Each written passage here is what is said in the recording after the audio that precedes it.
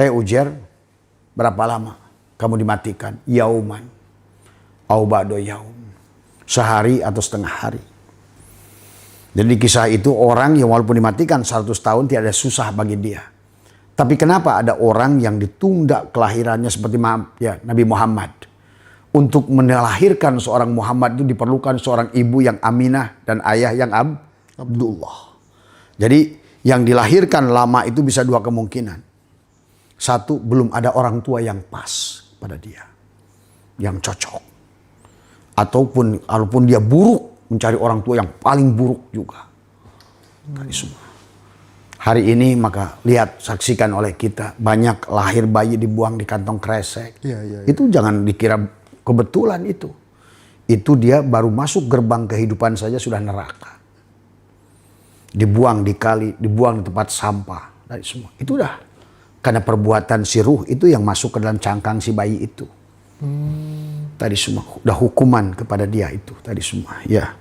Makanya kata saran Abah membuka bocoran kepada semua, jangan pernah membunuh manusia, berat. Dan jangan pula pernah bunuh diri. Itulah kenapa dalam Islam kita tidak boleh bunuh diri.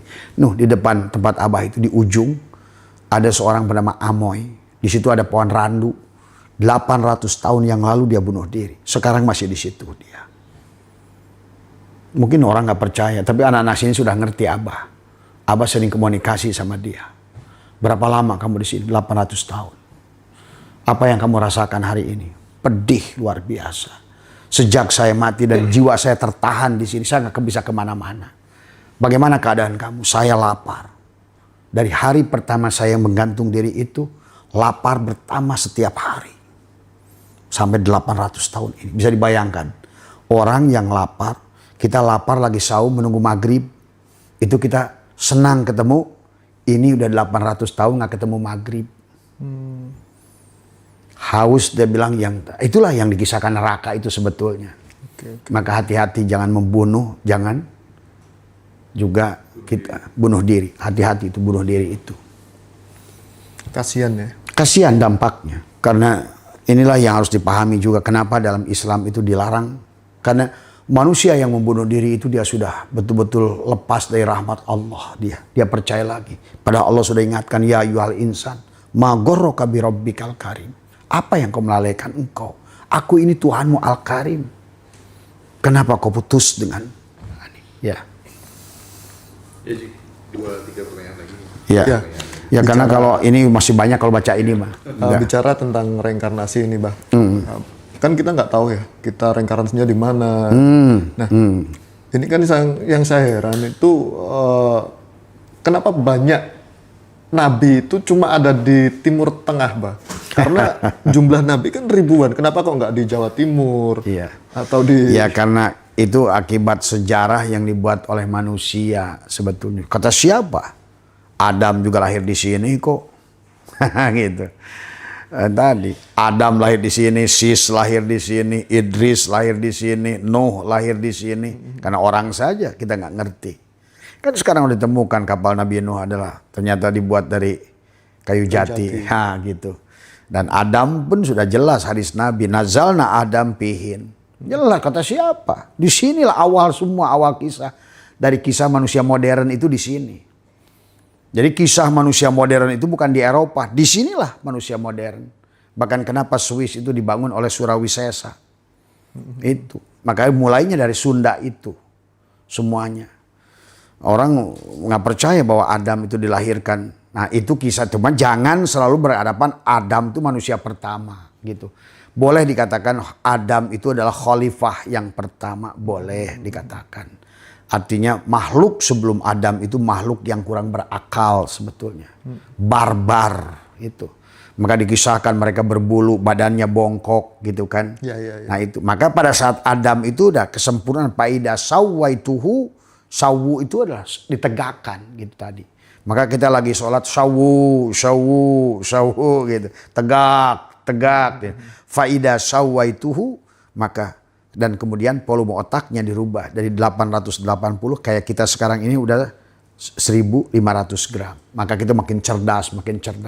Bukan hanya makin cerdas, manusia itu akan makin ganteng. Berevolusi. Evolusi. evolusi. Oh iya, berevolusi. Ya. Berevolusi. Makanya tadi Adam itulah penyempurnaan. Tadi berarti manusia modern itu lahir tapi manusia primitif juga ada di sini. Siapa itu? Homo soloensis 1,5 juta tahun yang lalu. Homo wajakensis. Tadi kalau Homo sapien kan kalau udah bilang Homo sebetulnya udah masuk manusia itu. Sapien kan tadi semua. Jadi kita ini sudah bahkan saya pernah tadi dengan Pak Profesor David tadi masuk pada kehidupan seseorang sampai 38. Siapa kamu? Saya, dia bilang Peter. Bagaimana keadaan kamu? Saya tinggi 6 meter. Apa yang kamu pakai? Saya pakai baju dari macan gunung. Apa yang kamu pegang? Kapak dari batu. Tuh. Si orang ini, padahal orang Indonesia itu pernah hidup di zaman batu. Identitas yang... Makanya dia 6 meter. Nah gitu. Jadi sebentar ini hari ini sebenarnya masih tadi karena kita ini berilmunya terbatas tadi. Makanya innallaha wasi'un alim, sesungguhnya luaskan ilmu Allah itu dan maha luas ilmu Allah itu. Makanya tidak cukup berilmu itu sampai kepada alima. Alima ya'lamu ilman wa ma'laman fahuwa alimun wa dzaka ma'lumun. Maklum. Betul-betul paham tadi semua ya. Maka inilah sekarang keilmuan disempurnakan oleh Allah, filologi, antropologi, sosiologi, untuk tanah, geologi, untuk langit, antariksa, semua ada ilmunya.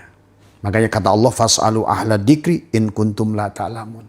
Bagaimana kamu akan ngomongin reinkarnasi kalau kamu nggak ngerti ilmu genetika? Tadi semua. Padahal ilmu genetika itu sudah Allah jelaskan dalam Al-Quran. Tadi semua. Karena manusia itu bisa memahami segala sesuatu illa bisultan, kata Allah, kalau punya kekuatan, punya ilmu, punya pengetahuan, punya teknologi. Tadi semua. Bahkan sekarang manusia sudah bisa menciptakan pesawat siluman. Pesawat siluman itu besar, tapi nggak kelihatan. Tuh, teknologi Tuhan udah menciptakan kepada kita manusia bisa begitu. Gitu Mas Raji. Ya. Tapi secara agama nih, kita kan banyak guru juga ya yang sering kita tanya terkait agama. Ketika saya bertanya kritis misal terkait agama itu malah sering dibilang kamu jangan ngarah ke sana, nanti bisa jadi takabur lah, kurtub lah, apalah. Itu sebenarnya sebuah pembodohan atau pembodohan karena dia nggak tahu. Maka selalu bersandar pada wallahu a'lam. Nah. Tadi. Nah, itulah yang hari ini. Karena memang kalau Abah lihat sekarang ini adalah penyebabnya adalah setelah kita kalah perang salib itu, ijtihad ditutup. Bagaimana mungkin makhluk ini adalah mutagoyir, berubah. Setiap hari berubah secara genetikanya, berubah secara intelijensianya, berubah. Maka disempurnakanlah oleh Tuhan tadi. Maka dulu orang-orang dulu nggak pernah ada gelas, nggak minum pakai gelas, pakai batok. Sekarang kita udah pakai gelas. Kita diberikan kesempurnaan. Lihat aja mobil 20 tahun yang lalu kijang kotak itu. Sekarang udah Genit, hibrid, udah bisa elektrik dan bensin dan enggak. Coba, masa kita ini nggak pernah berpikir sampai ke situ? Berpikir masih kolot, duduk di zaman yang dulu, hidup di zaman modern.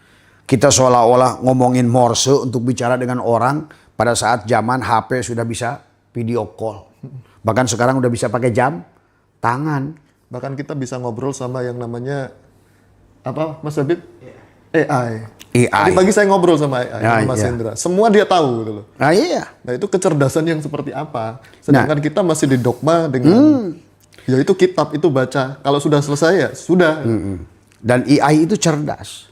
Karena AI itu apapun yang masuk ke dunia digital, direcord oleh dia, maka AI itu sekarang dia bisa memahami seluruh kitab hadis. AI itu. Ada kemarin pertanyaan, gimana bah kalau AI itu nggak jujur? Nggak mungkin, karena ilmu itu jujur. Ilmu itu jujur. Jujur. Ilmiah itu jujur, gitu loh. Nggak bisa sebuah reaksi kimia, iya dengan ini disatukan. Dia akan menolak, karena hukum tolak menolak, hukum tarik menarik. Makanya tadi. Ada orang yang menciptakan AI, dia sendiri yang terhantam oleh AI. Jadi jangan kamu pikir, oh nanti AI bikin ngarang. Nggak bisa. Kalau AI yang benar ya programnya. Tadi semua. Maka nggak bisa dikarang-karang oleh AI itu. Nah ketika ilmu itu jujur Bang. Saya tuh sering bertanya pada orang yang kita bisa anggap guru lah. harusnya kan bisa menjawab secara ilmiah. Seperti misal di tanah Mekah dan Madinah. Apa alasannya orang non Muslim itu tidak bisa masuk ke sana, tidak boleh masuk ke sana? Itu kan harus ada alasan yang valid itu. Kalau menurut pandangan Abah itu seperti apa? Nah itulah karena kan kita ini sekarang ini berpengetahuannya kerdil. Tadi maka nabinya udah disosokkan semua sehingga ada negara kampung yang dimuliakan oleh Allah. Nah itu sebetulnya awalnya. Nah inilah bahwa kalau contoh haji saja, Allah tuh dalam Al-Quran hanya 3 ayat nyuruh haji itu. Dan semuanya nggak ada kepada ya ayyuhalladzina amanu. Tadi contoh, berarti kalau seandainya ke haji itu harus ke Mekah, maaf nih. Berarti kan begitu hanya untuk orang Islam saja. Sementara Allah nyuruhnya kepada manusia. Wa'adin pinnas. Tadi. Ada lagi walillahi alan nas hijjul baiti man istata'a ilaihi sabila. Tadi. Maka itulah kenapa haji itu rukun Islam. Artinya punya duit, nggak punya duit bisa haji Bisa kok. haji, ya. Oh, iya kalau nggak rukun masak aja nggak ada satu saja. Ada kompor, ada beras, ada air, ada api, ada dandang. Nggak ada satu, nggak jadi nasi itu. Makanya rukun Islam itu rukun. Nah ini sementara katanya rukun. Rukun sholat kalau tinggalin harus diganti katanya. Rukun nikah nggak boleh nggak sah nikahnya. Rukun Jumat nggak sah. Tapi kira rukun Islam. Wow itu kalau buat yang punya duit. Ya itulah akal-akalan. Zakat. Sebetulnya setiap orang wajib zakat. Kan rukun. Cuma orang nggak ngerti hanya zakat duit. Padahal yang harus diutamakan oleh Allah zakat itu adalah menzakatkan tubuh kita menzakatkan kita sebagai wayang digunakan oleh dalang untuk menunjukkan sifat dalang nyata pada wayang gitu. Pemaaf, penyayang, penyukur. Tapi sekarang malah kita justru bukan pengikut Allah, pendendam, pendengki, pemarah, pengadu domba. Karena itu yang terjadi hari ini. Padahal kisah Allah itu kisah nabi-nabi yang bebas di bulan Muharram itu begitu jelas isyarahnya kepada kita. Kenapa Ayub bebas penyakit kulit Muharram? Kenapa Yakub harus bebas dari kebutaan Muharram? Kenapa Yusuf keluar dari penjara Muharram? Kenapa Ashabul Kahfi keluar dari gua Muharram? Kenapa Yunus keluar dari perut ikan Muharram? Kenapa Nuh bebas dari banjir Muharram? Kenapa juga Adam bebas dari iblis Muharram? Itu udah jelas sebetulnya. Itu isyarah adalah blueprint Allah kepada kita adalah jangan sampai salah melihat kan gitu. Kita ini. Maka nah hari ini akhirnya kita memuliakan seseorang di sebuah tanah itu. Tadi semua kayak Tuhan itu bahasa Arab gitu. Gitu. Kalau doa nggak bahasa Arab kurang afdol. Tadi semua. Coba saya tanya, kalau Nabi Adam bahasa apa? Kan nggak tahu orang. Tadi bahkan Arab itu lebih banyak sebetulnya Quran itu menggunakan bahasa Ibrani. Karena bahasa itu adalah sebetulnya dari sini awalnya. Awalnya dari Sunda bahasa itu. Nirwana Sangkara pertamanya. Terus naiklah kepada Palawa. Naiklah kepada bahasa Sangsekerta. Naiklah kepada Persia kuno. Naiklah kepada bahasa Ibrani. Naiklah kepada bahasa Aramik. Bungsu barulah Arabik. Tuh. Bahasa manusia pertama di Sunda itu. Bahasanya Adam bahasanya. Kalau tanya bahasa itu beres lah urusan. Bah, dari sekian Iya. dari sekian banyak agama, kenapa hanya Islam yang mengharamkan babi? Apakah pengaruh dalam pembentukan budaya dalam lingkungan kita atau seperti apa? Ya itu kan makna syariat dan hakikat karena Allah menyebutkan dan Allah mengharamkan judi dan babi. Tadi semua ya.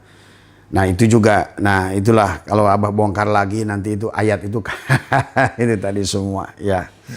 Ya sebenarnya kalau yang Allah adakan semuanya gitu kan tadi.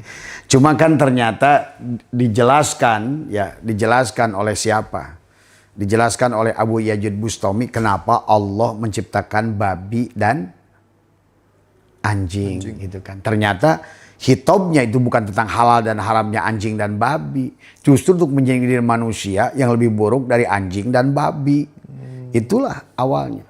Kenapa? Dua-duanya di dalam ilmu fikih masuk pada najis mughaladoh. Harus dicuci dengan 7. Nah itu. Tapi kan apa yang terjadi pada Syekh Abu Yazid Al-Bustami pada saat berpapasan dengan anjing? Kata anjing itu, hei Syekh, kok kamu tidak melihat Allah pada diriku? Maka Dosamu itu tidak bisa, aku najis tapi bisa sucikan dengan 7 cucian. Tapi dosamu 7 samudra tidak bisa mensucikan kedosaanmu itu. Karena tidak mampu melihat aku, melihat Allah pada diriku. Kan begitu. Jadi anjing dan babi itu bukan tentang haram dan halalnya. Tapi dibuat oleh Allah. Ya sama aja kan, ada air juga rupa-rupa tingkatan. Ada khomar, ada apa semua. Ya. Maka orang yang sudah sampai pada Allah, apa kata Nabi? Di sorga ada homer gak? Bahasanya kan di sorga itu homer juga halal. Tadi semua. Ya. Homer halal tadi semua. Maka kata Nabi, kalau sudah sampai kepada laut, bangkainya juga halal. Artinya tentang. Bahkan maaf, Imam Hanafi mengatakan, kenapa Imam Hanafi itu menghalalkan anjing? Artinya anjing itu tidak najis bagi Imam Hanafi. Di Turki banyak orang pelihara. Ya, pelihara anjing. Karena tadi tentang kenapa ada lagi kejelasan fikih. Kata fikih, kalau basah haram, kalau kering tidak. Nah itu tentang berilmu sebetulnya. Orang yang masih haram kepada ini pada ini itu ilmunya masih basah. Masih ilmu anjing. Simbolik ya. Simbolik sebetulnya. Lebih pada simbolik. Oke. Tapi kalau sudah kering, udah sampai kepada Allah kata Nabi, bangkai laut juga. Sampai di laut mah halal. Tuh. Kalau udah sampai kepada Allah, itu bahasa surga. Kalau di surga, kalau sudah Allah yang terlihat, maka kenapa Abu Yazid Bustami nongkrong di warung minuman? Tuh. Itulah tentang pemahaman sebetulnya. Jadi nggak ada yang halal, yang haram. Tuh. Semuanya hanya Allah kok. Kalau semua dipandang oleh Allah, halal nggak? Halal. Nah, itulah. Tergantung daya tahan kita memandang tadi semua. Ya. Barangkali itu saja cukup ya. Iya. Terima kasih banyak buat Abah atas waktunya. Iya. Ya lain kali lebih barangkali Mas Hendra kalau punya tema nanti biar Abah sesuaikan dengan boleh gitu tadi semua. Iya. Terus Mbah. Iya. Terima kasih Rahayu. Terima kasih.